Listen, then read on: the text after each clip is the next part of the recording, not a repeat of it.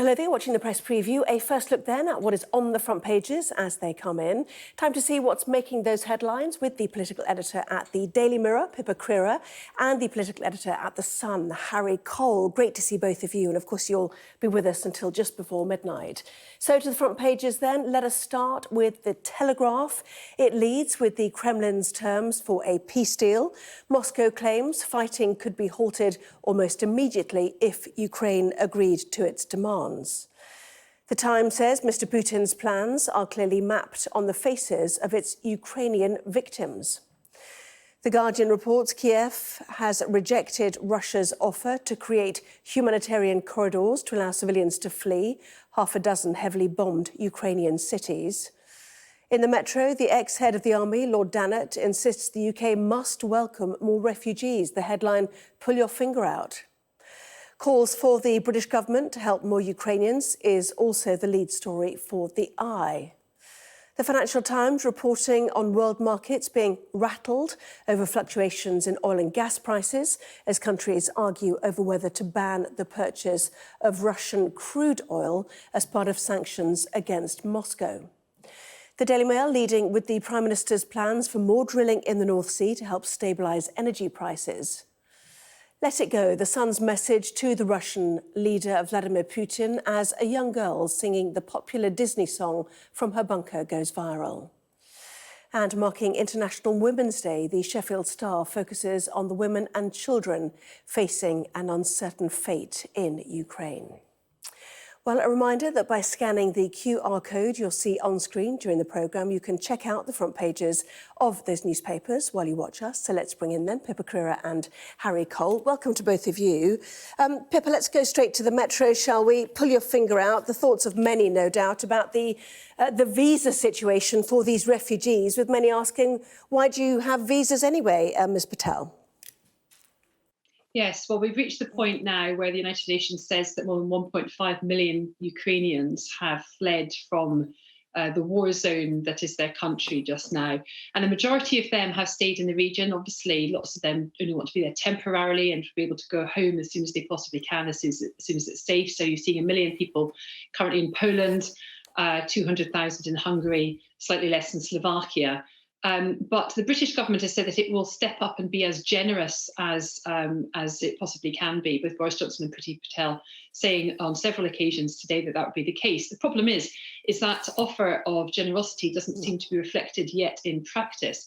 There was a figure put out yesterday from the Home Office that just 50 visas had been issued to Ukrainian refugees to come to the UK. And the Prime Minister slapped down that figure earlier and said, no, absolutely not. That was completely wrong. Priti Patel did the same in the House of Commons later, suggesting there to be a much more generous number.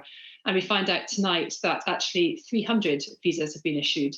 Not only that, but the promise of a processing centre in Calais that Priti Patel told the Commons was already, initially told the Commons was already set up, and then later had to admit that in fact that hadn't already been established. There's currently a poster in the windows of border force in Calais suggesting that people need to go to Paris or Brussels, and the Home Office has admitted tonight that there are just going to be 100 appointments set aside for Ukrainians in the Paris consulate this week in order to be able to apply to come to the UK. So the scale of the refugee crisis doesn't really feel that it's been matched yet by the British offer of generosity. I mean, Harry and I spoke about this last week on Sky News, and at that point we said, look, the situation's so fast moving, it's only a couple of days, let's give them time to catch up. Here we are a whole week on, and they still don't seem to be in a position where we're more willing to open our doors to more people who desperately want to join their families here. Yes, the Home Office update that we had this evening suggested 17,700 Ukraine Family Scheme applications had been started. 8,900 had been submitted, of which 300 visas have been issued. So that's the rate they're getting through it so far. The Eye also on this, the UK urged to help refugees out. Escapees, they say, are trapped near Calais. Liz Truss says Priti Patel is responsible for the plan. Some being told to go back to Poland, where there's visa help, apparently, now. But this was easy to plan for, wasn't it? Is it, you know, how many months have those Russian troops been surrounding surrounding Ukraine? I mean, you could have worked this out.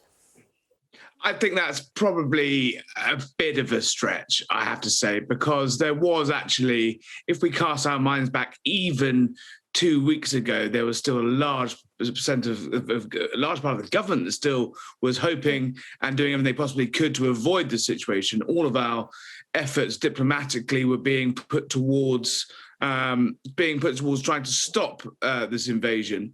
Now, look, it is an incredibly fast-moving situation, and yes, I do think we could be going faster. However, you do need to remember the vast majority of people fleeing from Putin's terror do not necessarily want to move to the United Kingdom or move to another European country. They want to go home as quickly as they possibly can. So I think we're slightly forgetting that actually it's a two-pronged approach in the fact that we are doing a lot of financial help to Poland, who are bearing the brunt of this horrific outpouring of desperate people across their borders. And most of them want to stay in Poland because they want to go home sooner rather than later, rather than move here. That's not to say that the people that do want asylum here should be helped quicker. Now, there's a really interesting row going on behind the scenes because Priti Patel is obviously getting in the neck a lot. There's a sort of suggestion she's this callous, evil woman who doesn't want to help people. But actually, she went on the record to The Sun on Sunday and said, actually, I want to open up a humanitarian route. I want looking at the legal options to allow anyone, any Ukrainian citizen, even one who's not been, doesn't have family members here, or who is not sponsored by an organization or a group or a family to come here. I want to broaden that out. And actually, she got slightly pillared and slapped down for that today. But the Foreign Office were very snooty about it. And Number 10 was saying, well, look, as this goes on, we want to be as generous as possible, but we're not doing that yet. So there is clearly a split in the cabinet about how far they should go. And it's obviously, having a direct effect on the policy implementation. Yeah, well, who doesn't? I mean, Harry, who does not want this to be opened as a proper humanitarian corridor then? Just quickly, give us some names. There seems to be fierce resistance to that. There seems to be, the Foreign Office is saying, actually, no. James Cleverly, the Foreign Office Minister, was out today saying, no, we've got enough. We're doing enough. We've already got these schemes up and running. And actually, it's clearly not enough because there is the demand is outstripping the amount of people who are able to come. So I do think they'll have to go further. And it seems that sort of tension about how they do it is spilling over into public now. And in terms of, obviously, people want to go to nearby nations, worth bearing in mind that Ireland has already accepted 1,800 Ukrainian refugees, of whom 486 arrived only yesterday. So they're going faster, aren't they? Pippa, let's move on to what needs to be done. The Guardian and The Telegraph as well, talking about this offer of Putin to let people, first of all, flee into Russia and Belarus, which obviously is not ideal for many of them, and also this offer of Moscow of the parameters by which the conflict could be ended immediately, they suggest, which is also presumably not acceptable to Ukraine. Well, you say it's not ideal to many of them, but in fact, it's the absolute antithesis, isn't it, of anything that they could hope for if they're trying to flee their country. Why would they run into the arms of the enemy, as many of them see it, or as probably what most of them see it, in Russia or in Belarus, running from, a very sort of volatile situation in Ukraine into potential stark danger for their lives in enemy territory? It's a deeply cynical offer.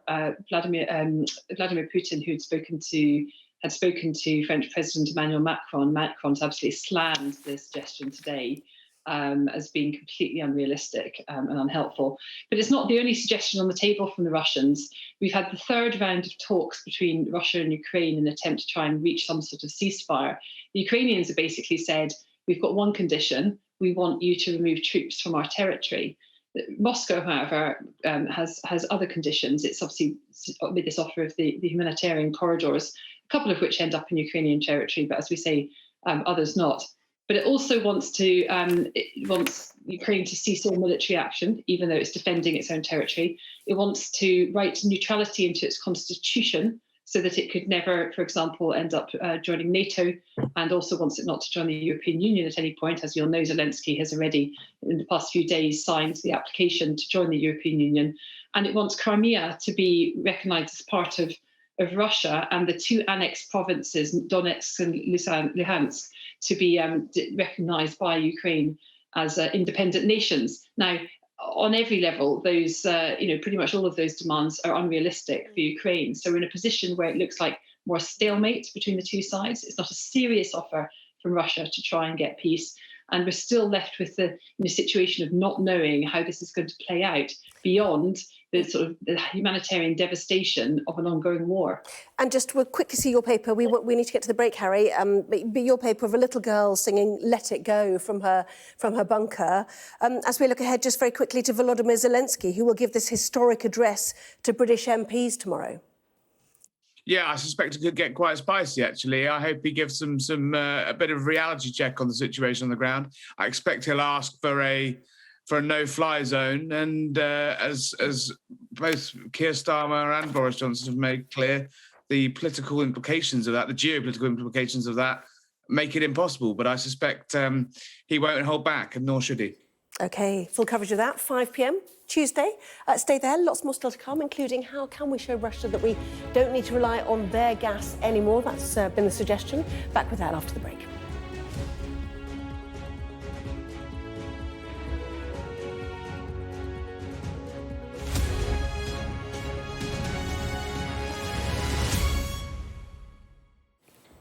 Well, welcome back. You're watching the press preview. With me now, as you can see, the political editor of the Daily Mirror, Pippa Crerar, and the political editor of The Sun, Harry Cole. Welcome back to both of you.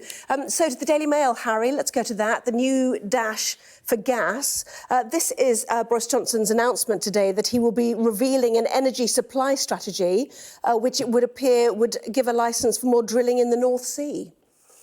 Absolutely. Prime Minister was today up with Trudeau and his counterpart of the Netherlands today, and made quite a passionate plea, actually, to say, look, things that you couldn't imagine possibly happening weeks or even months ago, we're going to have to consider. And very much on the table now is a ban on Russian oil, crude oil.